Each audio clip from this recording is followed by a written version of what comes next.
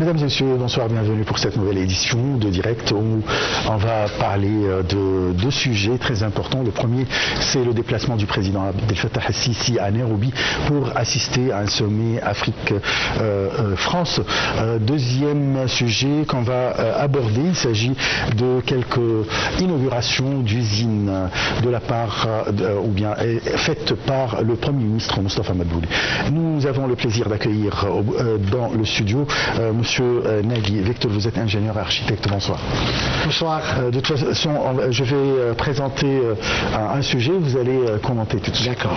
Alors, je commence avec le président Abdel Fattah al-Sisi qui est arrivé aujourd'hui à Nairobi pour participer aux travaux du sommet Africa Forward, partenariat entre l'Afrique et la France pour l'innovation et la croissance. Ce sommet, co-organisé par le Kenya et la France les 11 et 12 mai, vise à renforcer les partenariats économiques, commerciaux et les investissements entre la France et les pays africains.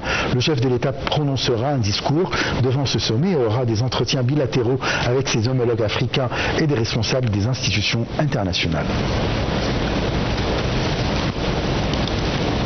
Monsieur Nagui, Victor, alors le président Abdel Fattah al-Sisi s'est déplacé, il est arrivé à Nairobi pour participer aux travaux du sommet Africa Forward.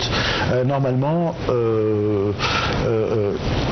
ce sommet, ou bien le sommet France-Afrique, normalement est organisé dans un pays francophone. Cette fois-ci, c'est dans un pays anglophone. Pourquoi, à votre avis? Ça, c'est fait exprès par M. Macron, par la francophonie. La francophonie veut prouver qu'il ne se base plus sur les anciennes décisions de s'orienter vers l'Afrique de l'Est, vers l'Afrique de l'Ouest et l'Afrique du Centre. Cette fois-ci, la France se dirige vers l'Afrique de l'Est, telle que le Kenya, l'Afrique du Sud, le Kuala Lumpur et ainsi de suite. Ce qui fait que... le Kuala Lumpur, c'est en Asie, alors. Comment? Le Kuala Lumpur, c'est en Asie. Excusez-moi. Ceci signifie que la France essaye de maintenir des relations avec toute l'Afrique, mis à part sa période de colonisation vers les pays anglophones. Donc la France cherche à maintenir des relations avec toute l'Afrique, que ce soit des pays qui parlent le français ou l'anglais, et pour réduire l'influence qui s'accroît de la Chine et de la Russie. Donc la France essaye de se positionner dans ce combat, je dirais, se positionner en Afrique. Et ça d'un côté. D'un autre côté, l'Égypte y participe. Bon, l'Égypte n'est pas un pays francophone. Exactement. Mais je répète, l'Égypte fait le poids de sa position. L'Égypte est un pays lourd, est un pays stable, est un pays de paix, est un pays sur lequel on peut compter. Il y a une crédibilité dans le régime égyptien. Et l'Égypte, je dirais, de sa position et l'accès et la porte d'accès vers l'Afrique. Donc si la France voudrait accéder en Afrique, elle passerait plus normalement par la porte de l'Égypte. L'Égypte a toujours essayé d'avoir des relations assez proches avec tous les pays africains. Et l'Égypte s'est positionnée souvent comme médiateur entre deux pays ou trois pays quand il y a des désaccords. Et pour éviter d'arriver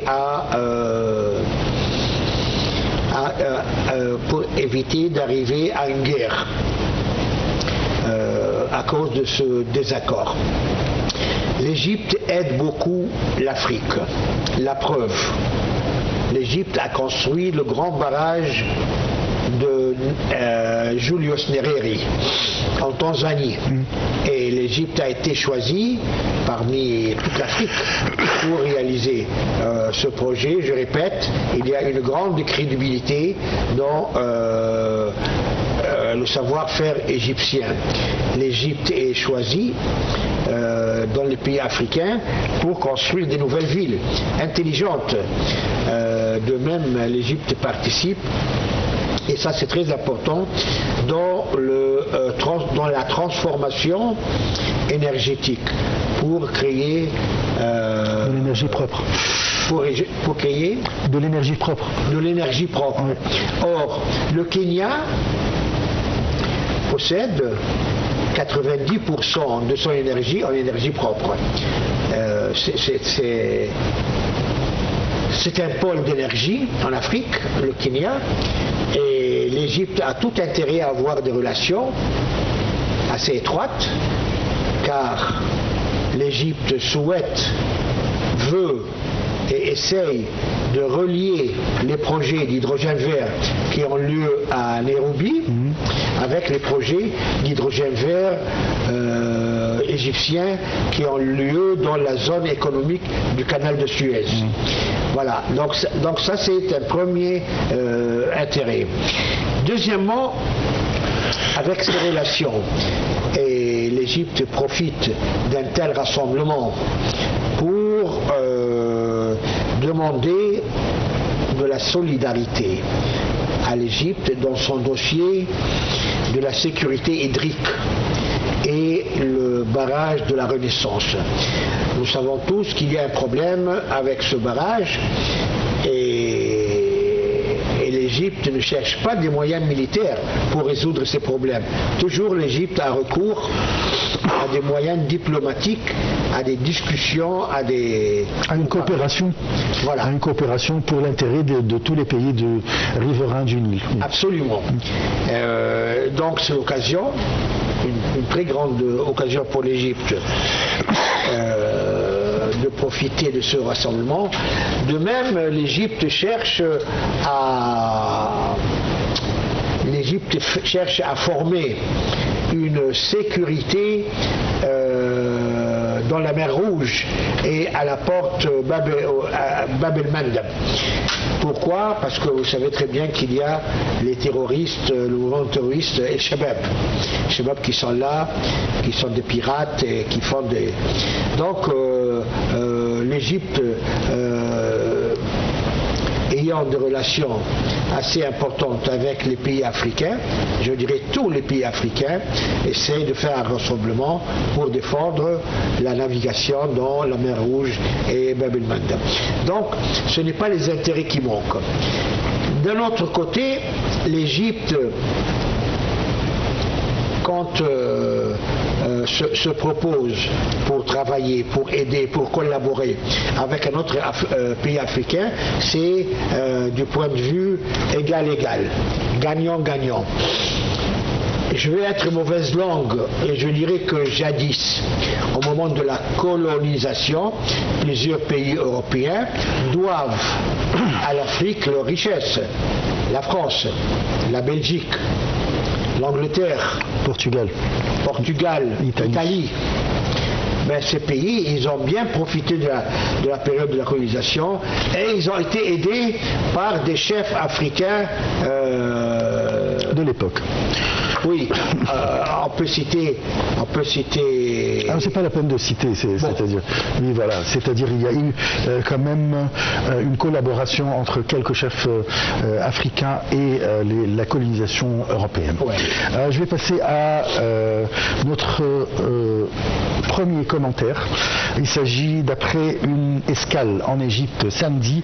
Le président français Emmanuel Macron est arrivé dimanche après-midi à Nairobi, la capitale du Kenya, pour assister au sommet Afrique-France. Nous regardons ce reportage et puis vous allez analyser.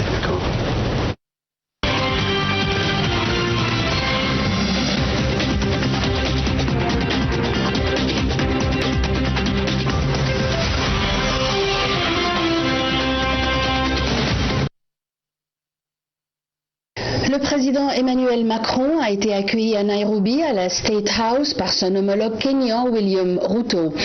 Macron s'était déjà rendu au Kenya en 2019. C'était alors le premier président français à se déplacer dans le pays depuis son indépendance en 1963. Pour la France, le Kenya représente un partenaire relativement stable dans une région marquée par les conflits. Il y a des intérêts économiques. Le pays est un hub financier dans la région, porte d'entrée vers le marché est-africain. Il attire d'ailleurs de plus en plus d'entreprises françaises. En effet, elles y étaient une trentaine en 2012, elles sont environ 140 aujourd'hui. Et du côté du Kenya, ce rapprochement avec la France s'inscrit dans la stratégie diplomatique de Nairobi, à savoir diversifier les partenariats et attirer les investissements. Plusieurs accords devraient d'ailleurs être signés par les présidents Emmanuel Macron et William Ruto. Ce déplacement du président Macron au Kenya est aussi et peut-être surtout l'occasion de participer au sommet Africa Forward qui s'y tient lundi et mardi, 2 journées et des programmes différents. Ainsi, la journée de lundi s'articule autour d'un forum d'affaires rassemblant des investisseurs, des chefs d'entreprise de France et du continent. Puis, mardi, se tient un sommet des chefs d'État. Une trentaine sont attendus à Nairobi. Pour Emmanuel Macron, il s'agit de son premier sommet réunissant des chefs d'État africains. Le précédent, celui de Montpellier en octobre 2021, s'était tenu uniquement avec des représentants de la société civile. C'est par ailleurs la première fois qu'un tel sommet est organisé dans un pays anglophone. Selon l'Élysée, ce choix vise à montrer que la France regarde l'Afrique dans sa globalité, un repositionnement qui intervient alors que les relations se sont tendues, voire même ont été rompues avec plusieurs pays d'Afrique francophone, notamment dans le Sahel, avec les pays de l'AES, le Mali, le Burkina Faso et le Niger, qui ont, ces dernières années, exigé le départ des troupes françaises de leur territoire. Dans ce contexte, le Kenya représente une Afrique anglophone, sans passif colonial avec la France, vers laquelle Paris se tourne de plus en plus.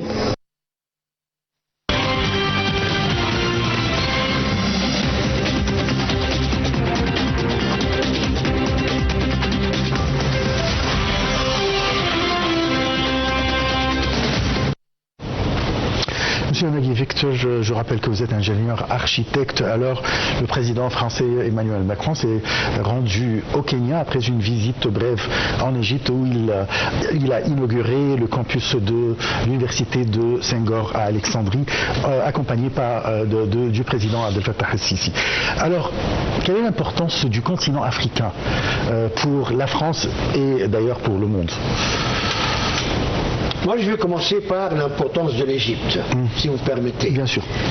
Et pourquoi que l'Égypte a été choisie pour installer l'université Senghor. Ouais. Je vais me répéter encore une fois, comme l'Égypte est un grand pays qui a du poids, stable, en paix, et en plus c'est un pays, surtout l'Alexandrie, d'où plusieurs civilisations ont été nées là-dedans, dans l'Alexandrie, et ils ont rayonné partout dans le monde. Et ceci étant, la France a choisi d'installer l'université Senghor à Alexandrie. C'est un signe significatif comme quoi se trouve dans une ville de civilisation. Et c'est un message au monde entier. Ça, d'un côté. D'un autre côté, l'importance de l'Afrique. L'Afrique est un pays jeune, très jeune. Et l'Afrique... Un continent. Oui, est un continent très jeune et plein de richesses. Bien sûr. Plein de richesses qui n'ont pas encore été exploitées. Exactement. Et malheureusement, pourquoi ? Parce qu'il n'y a pas assez de cadres, il n'y a pas assez de personnes formées qui ont le pouvoir de prendre des initiatives pour favoriser et exploiter dans le bon sens les richesses africaines. L'uranium se trouve en Afrique, l'or, les perles le phosphate, le cuivre, le nickel, le cacao. Les métaux en général Et les cultures. Oui. Les cultures encore. Les cultures, bien sûr. Alors, en Afrique, il y a beaucoup de... Donc, le monde entier et surtout l'Europe, qui est le continent le plus proche à l'Afrique, a besoin d'avoir des relations et d'échanges sur le plan commerce, sur le plan invention, sur le plan réalisation de nouvelles cultures intelligentes pour lutter contre le climat. Et d'où vient l'importance de l'Afrique. Il est certain que un pays comme l'Égypte, qui a des pouvoirs d'intelligence, qui a des cadres, qui a des universités, qui a du savoir-faire, qui a de l'expérience dans la réalisation de grands projets, est un pays très important et à travers lequel passe l'Europe. Les Italiens passent par l'Égypte pour aller en Afrique, la France pareil, et beaucoup d'autres pays. Donc l'Égypte joue un rôle axial entre l'Europe et l'Afrique. Et comme je l'ai déjà dit, c'est la porte vers l'Afrique. Et en même temps, l'Égypte a besoin de l'Afrique. Nous avons besoin de l'Afrique pour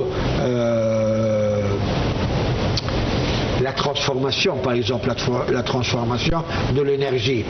Heureusement que la crise actuelle de l'énergie fossile, tout n'est pas négatif dans l'histoire, il y a quand même une part de positif.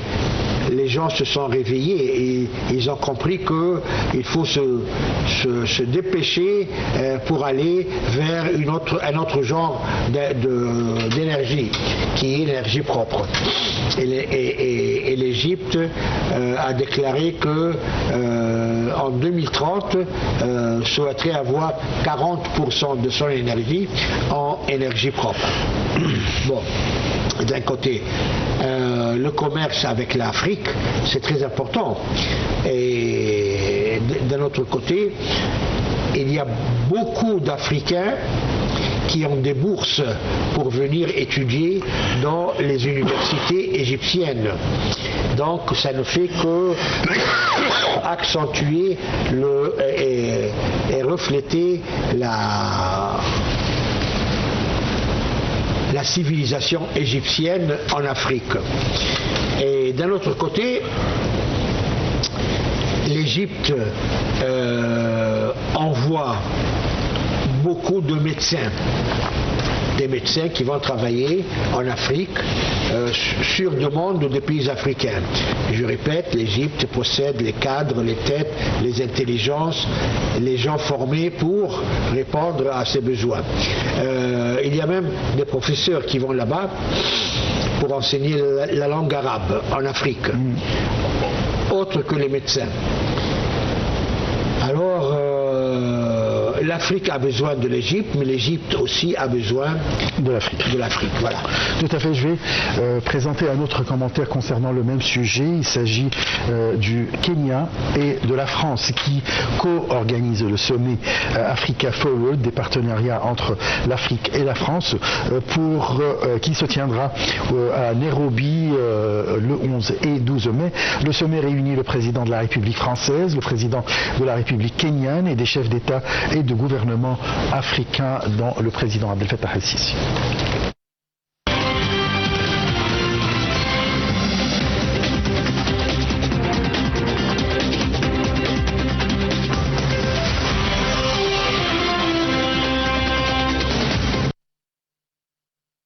Le sommet Africa Forward marque une étape majeure dans les relations entre la France et le continent africain, près de 10 ans après le discours du président de la République à Ouagadougou. Il s'agit du premier sommet de ce type à être accueilli et co-présidé par un pays anglophone. Il est à l'image des partenariats Afrique-France à la fois robustes et équilibrés. Ces partenariats se construisent en soutien du développement économique de chacun, car ils reposent sur des complémentarités réelles et au service des populations. Ils doivent également participer d'une gouvernance mondiale plus juste et plus inclusive qui refuse les logiques de bloc, les prédations et les nouveaux impérialismes. Plus que jamais, ces partenariats sont utiles. Le sommet Africa Forward illustrera la richesse et le dynamisme des relations entre le continent africain et la France par la diversité des acteurs qui y prennent part, comme États, entreprises, jeunesse, artistes, société civile et diaspora. Il est l'occasion de démontrer l'engagement de la France, du Kenya et des pays africains pour accélérer les investissements croisés et pour construire et financer des solutions concrètes aux défis communs, tels que le renforcement des systèmes de santé, la souveraineté alimentaire, la compétitivité dans le domaine du numérique, l'accès à l'énergie et la connectivité. Il s'inscrit dès lors dans la continuité du sommet sur le financement des économies africaines de Paris en 2021, du sommet pour le nouveau pacte financier mondial de Paris et du sommet africain sur le climat de Nairobi en 2023, ainsi que du sommet entre l'Union africaine et l'Union européenne de Luanda en novembre 2025.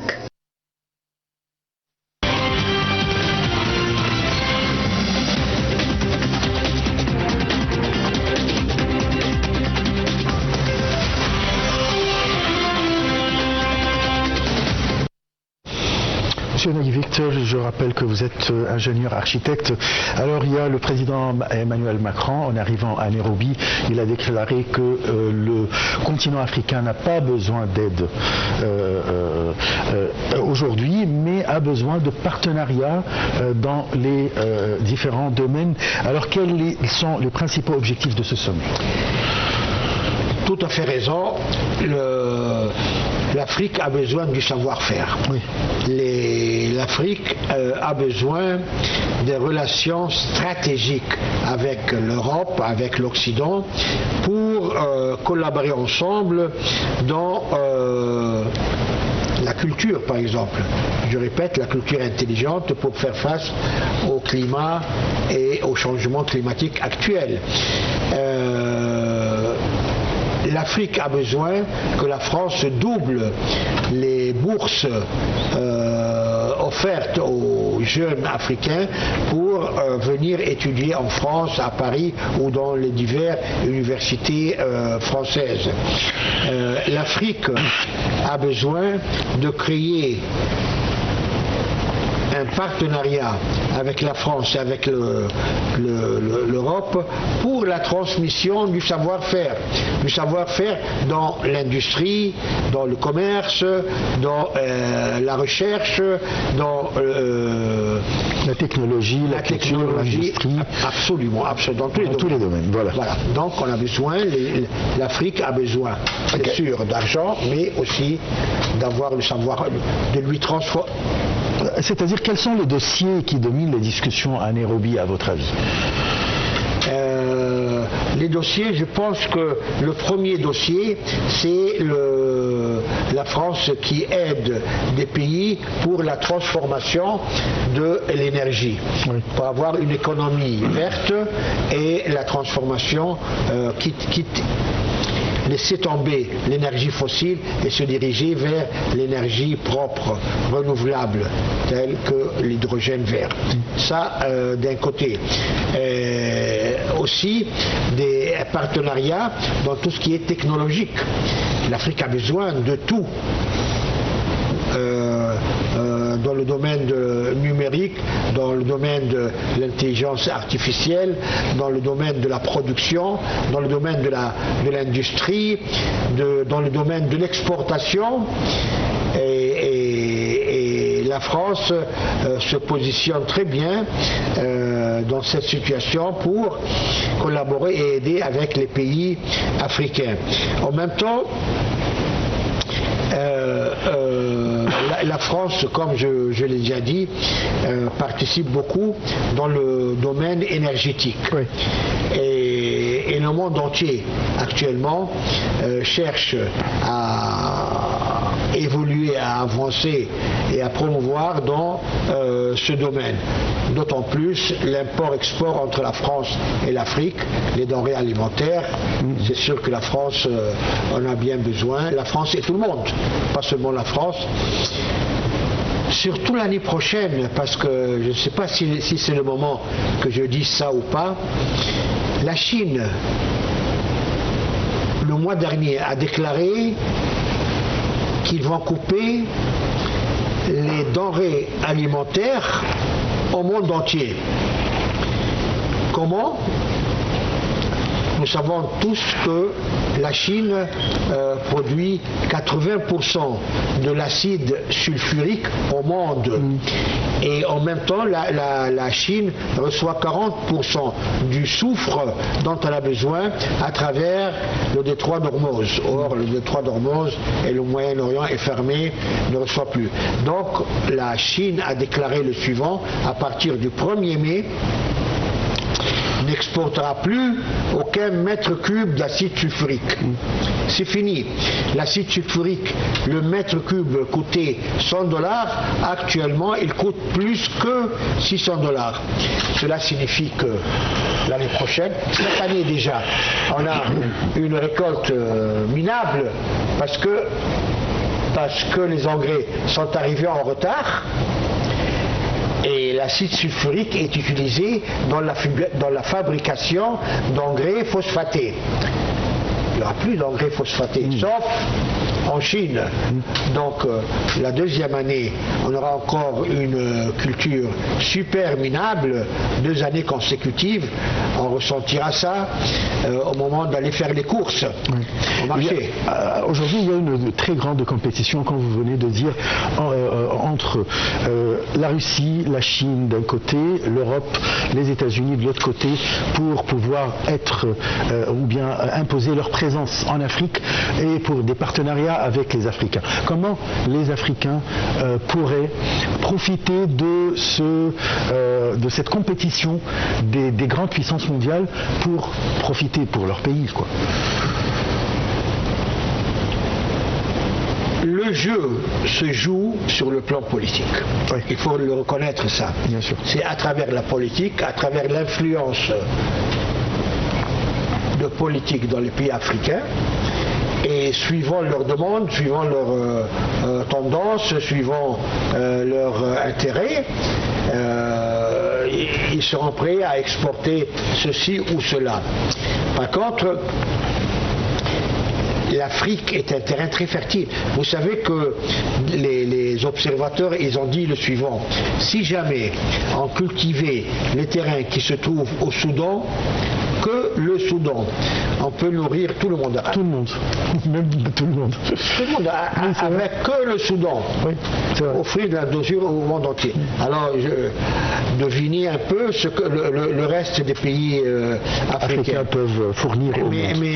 Mais ça, malheureusement, je veux vous dire franchement, il y a beaucoup de corruption.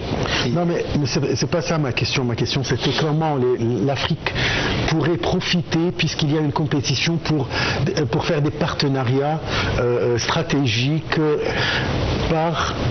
avec les grandes puissances du monde. Oui, mais il faut être honnête, il faut être intelligent, il faut aimer son pays pour pouvoir juger et imposer les conditions, imposer les prix, imposer les quantités qu'on peut exporter, parce que de la nourriture en Afrique, ça existe, ça pousse tout seul. Oui.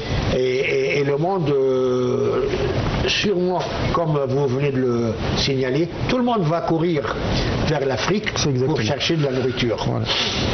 Déjà, c'est la nourriture, déjà, ce sont les métaux, c'est le soleil, c'est tout, mais en même temps, c'est un très grand marché. Un très très grand marché, c'est sûr. Mais j'aimerais bien passer à un autre sujet, puisqu'on n'a pas beaucoup de temps. On va laisser ce dossier Afrique-France et on va se diriger vers l'Égypte. Dans le cadre de cette tournée ce lundi dans la ville de Sadat, le Premier ministre Moustapha Madbouli a inspecté l'usine de la société Al-Wadi pour les câbles en présence du ministre de l'Industrie, l'ingénieur Khaled Hachem, du gouverneur de Mounofia, le général Amr Al-Gharib, ainsi que de plusieurs responsables de l'usine. Regardons ce reportage et puis vous allez en commenter.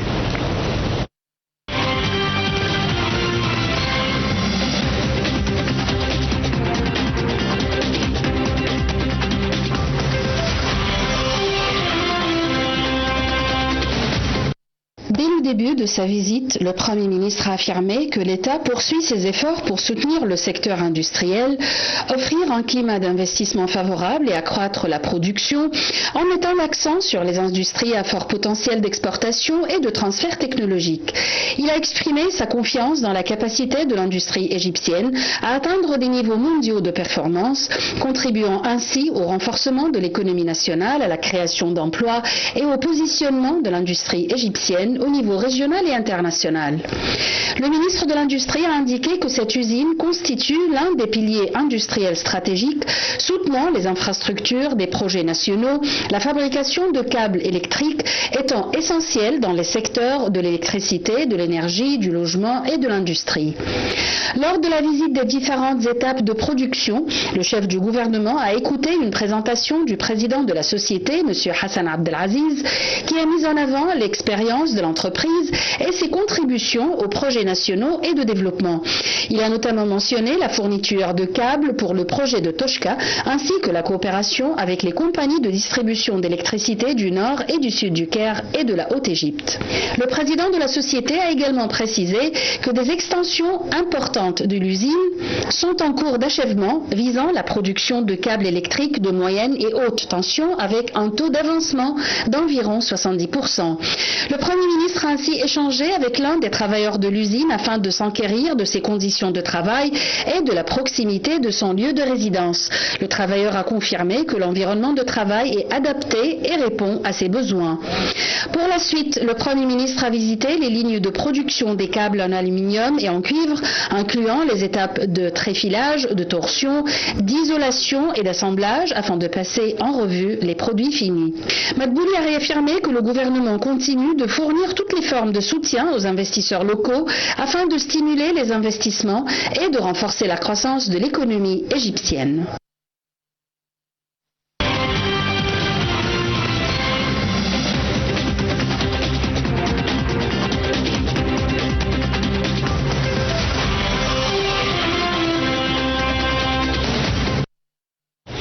Et avec cette nouvelle égyptienne et le reportage sur l'inauguration d'une usine de câbles électriques, nous arrivons à la fin de notre émission. J'aimerais bien, avant de vous quitter, remercier M. Nagui Victor, vous êtes ingénieur architecte. Merci pour vos commentaires, vos éclaircissements et explications, bien sûr, concernant le sommet Afrique-France. C'est la fin de notre émission. Je vous remercie beaucoup. Très très bonne soirée. Au revoir.